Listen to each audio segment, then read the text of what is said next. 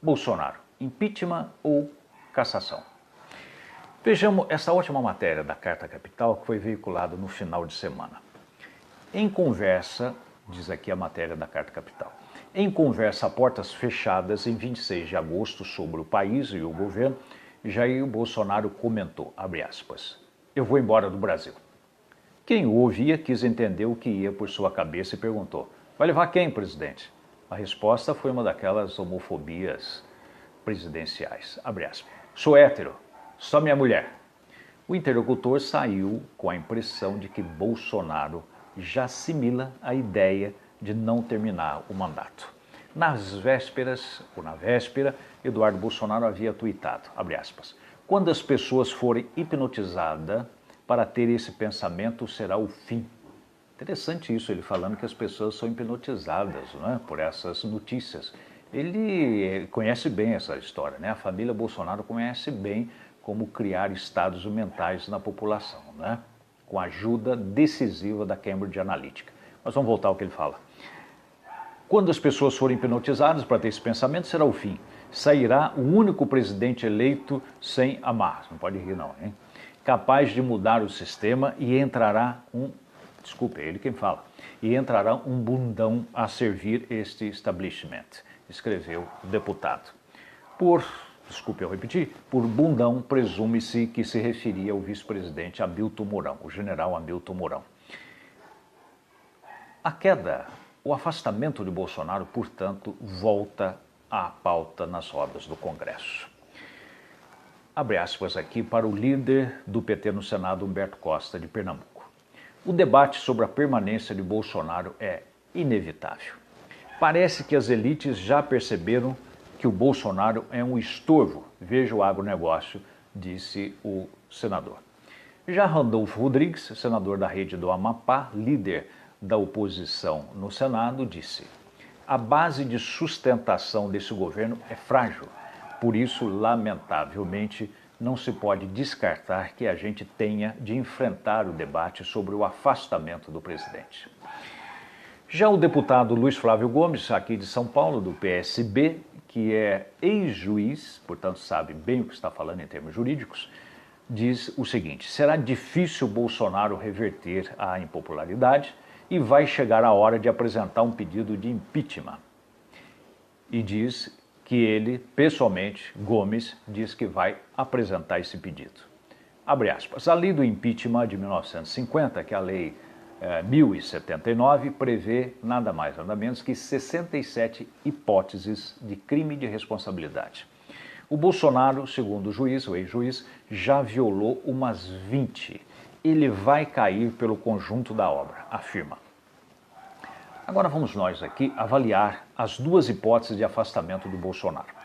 Impeachment é um processo longo, desgastante, paralisante, afeta toda a economia, a virulência aumenta, abutres oportunistas de todos os lados aparecem e fica difícil controlar.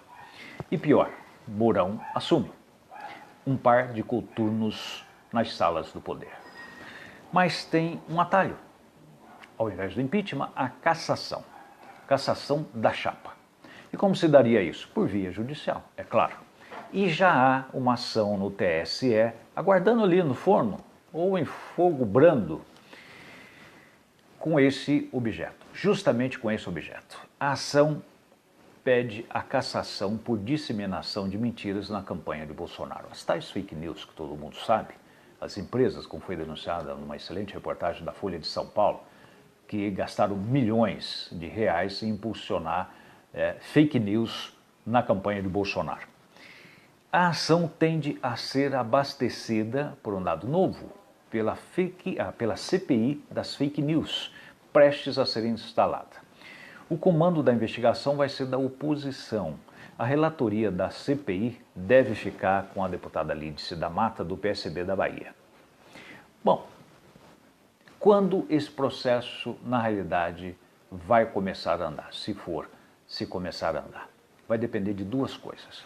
O nível de desgaste de Bolsonaro e o quanto ele pode atrapalhar os interesses da elite. Quanto ao desgaste, precisamos torcer que ele fale. E fale bastante. fale todo dia. Se possível, fale o dia inteiro. Quanto mais ele falar, melhor. Os prejuízos, por outro lado, para a elite já se fazem sentir. O desgaste depende dele, né, diretamente. Os prejuízos já se começam a sentir. Eleitor do ex-tenente e ex-ministro da Agricultura, o eleitor do Bolsonaro, que é ex-ministro da Agricultura, o fazendeiro Blairo Maggi, vê estragos rurais com a crise amazônica. Agora há risco lá fora para um setor que cresceu 0,1% no primeiro semestre. Diz Blairo Maggi, abre aspas, os setores exportadores tiveram grande trabalho de refazer essa imagem do Brasil e mostrar que temos controle dos desmatamentos e de todas as questões ambientais. Isso no primeiro semestre. Tínhamos conseguido superar bem esse assunto, mas agora teremos que refazer tudo isso, disse Maggi ao jornal inglês BBC. O senador Randolph também afirmou: o que sustenta esse governo são o Paulo Guedes e o Sérgio Moro. Se eles saírem, não vai sobrar nada. Bom, no primeiro semestre, em relação a Paulo Guedes, que comanda a economia, o PIB, o Produto Interno Bruto, ou seja, o somatório de todas as riquezas produzidas no país, cresceu 0,7%. Na pesquisa que constatou, numa pesquisa que foi feita à época, que constatou que 39% do governo, essa pesquisa que eu citei lá no começo da CNT, que 39% que desaprovava o governo, constatou também que a impopularidade de Bolsonaro era de 48% entre os mais pobres, renda de até 2 salários mínimos. Bem, então na economia, se é um dos pilares, se Guedes é um dos pilares, esse pilar está frágil. O outro pilar, entre aspas, é Moro. Mas quanto a Moro, Bolsonaro não para de desmoralizá-lo. Um dia morde, outro assopra e o justiceiro de Maringá vai engolindo em seco, enquanto é fritado em público. Como se diz no meio rural, Bolsonaro vem batendo na cangalha para o burro entender. Se não adiantar nada, uma hora ele puxa o cabresto de uma vez só e Moro cai fora.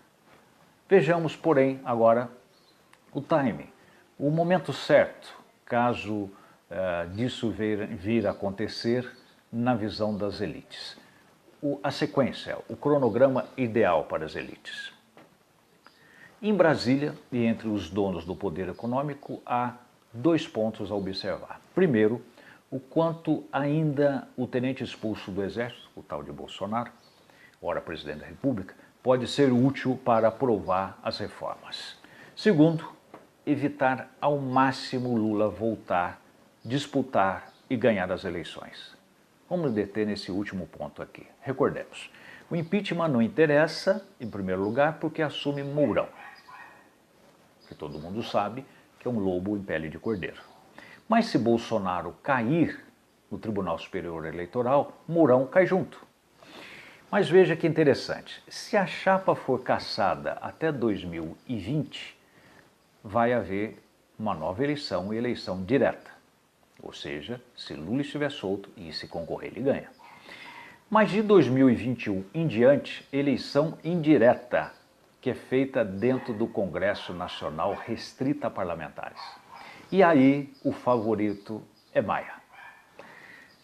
Assumir o Palácio do Planalto não seria uma ótima para Maia disputar a reeleição depois? E quem que é que aceita, quem que é que dá o andamento, a sequência, o cronograma para um processo de impeachment? Justamente o presidente da Câmara, que é Maia.